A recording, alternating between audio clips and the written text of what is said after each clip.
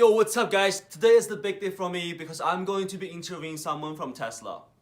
I've always asked this question about bioethanol in car and how they compare to electric cars like those from Tesla.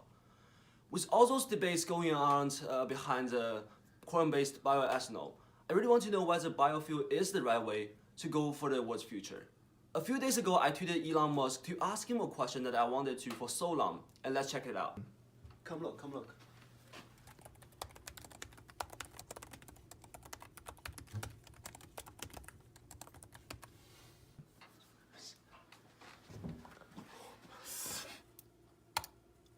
Oh! You know what? Elon's assistant just got back to me really quickly on a phone call. Hello? Hey Steven, my name is George and I'm an assistant to Elon Musk. We saw your tweet to Mr. Musk about bioethanol versus electricity. Sounds really interesting. And you know, I happen to be in town in Oakville at the Tesla store. You want to just meet up and talk about this?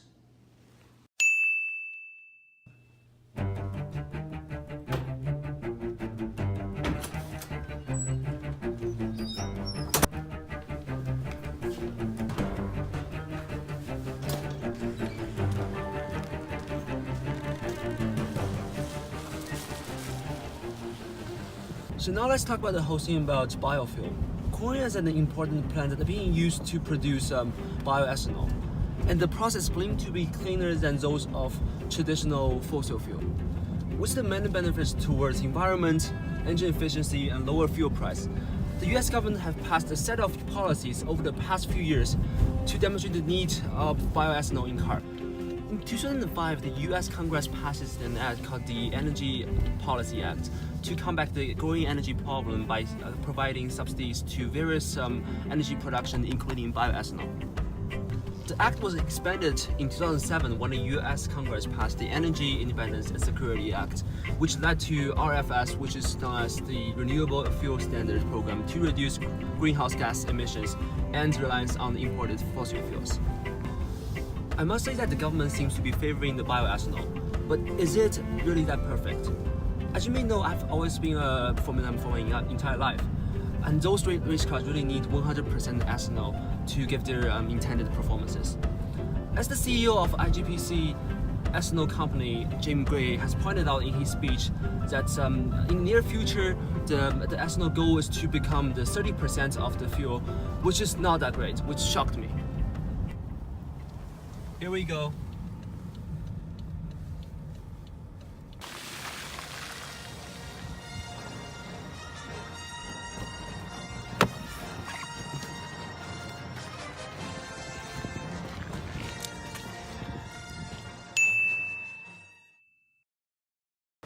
So you know, I'm here to ask some questions about biofuel and electric cars. Welcome. Let's start. That's great. So first thing first, do you know a lot about bioethanol and what's your take on it? Working in the car industry, I think bioethanol is definitely a very fascinating fuel source. Obviously, it's a renewable source of energy, so it definitely has great advantages over traditional sources such as gasoline and diesel. You can reproduce it; it's not permanently just gone. However, we see that bioethanol is also competing with electricity in terms of the car industry in this playing field as well. And bioethanol actually has some disadvantages in terms of fuel and energy density. So per mole, ethanol releases less energy than gasoline, which makes it less efficient, and you can't take a high percentage of ethanol in current fuel cells. So that's why there's concerns around that as well. But definitely bioethanol, very great potential in the industry. Working in an electric car company, Tesla, a great company, what do you think is the future of biofuel and electricity? So I think in the near future, in the short term, bioethanol or biofuels in general and electricity will have both be playing a very important role in the industry. But going forward in the long term, bioethanol has a few shortcomings that will make it less important over the period of time in the long future. So first of all, bioethanol is limited to scale of production. Research from a long time ago has shown that it's difficult to scale up bioethanol production to a mass market scale The US and Canada have been putting in policies for a long time trying to increase the percentage of bioethanol in cars' fuels, but it's still stayed around 10% because it's been limited by how much production can happen. But at the same time, on the flip side, Tesla's super factories around the US and Canada are making batteries as we speak to meet the great demand that is to come for electric cars, which is something that I think Tesla has over bioethanol powered cars. A second point is that recent research has shed light on the carbon emissions of bioethanol use.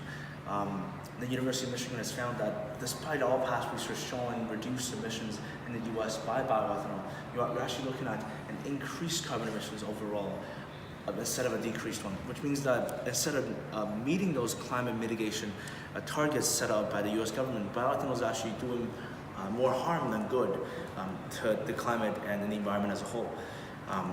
However, electricity as an energy source does not emit carbon emissions by itself. I understand there's concerns about the source of electricity, whether if it's clean or not, if it's fossil fuels or not, but we're predicting that in the long-term future, with solar and wind coming up as the clean and green sources of energy, electricity will come from very renewable and very environmentally friendly sources of energy, which will really have an advantage over biofuels, which still produce carbon emissions. Wow, so you really know a lot about the industry. So a major concern going around about biofuel lies between the influence on food price. What do you think of that?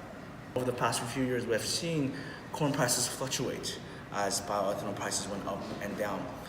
And that might seem like a reasonable sacrifice in a lot of countries like the US and Canada, where people don't spend a lot of money on food, right? But in developing countries, where people spend majority of their salaries on food, this is a major concern that will inhibit the kind of development of bioethanol that will happen in those countries.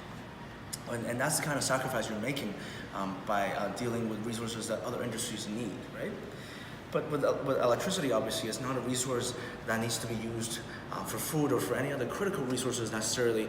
And as we produce more and more supply of electricity through green sources such as solar, wind, and nuclear, and in the future, we'll see no influence on food prices whatsoever, which is why I think that's a third reason that makes electricity better than biofuel in the far future. Thank you so much for all the information you have provided. I really appreciate your time and effort. Thank you very much. No problem. Feel free to ask me any questions anytime. Thank you. Yo, what's up guys? It's around 10 p.m. now and we just got back from the interview. Just to sum up, what we have learned today is that there are three major disadvantages of bioethanol, including increased food price, increased carbon emissions, and the difficulty in the mass production of bioethanol. Although electric cars may not be available to every single one of us in the next few years, the electricity will eventually become the major energy source.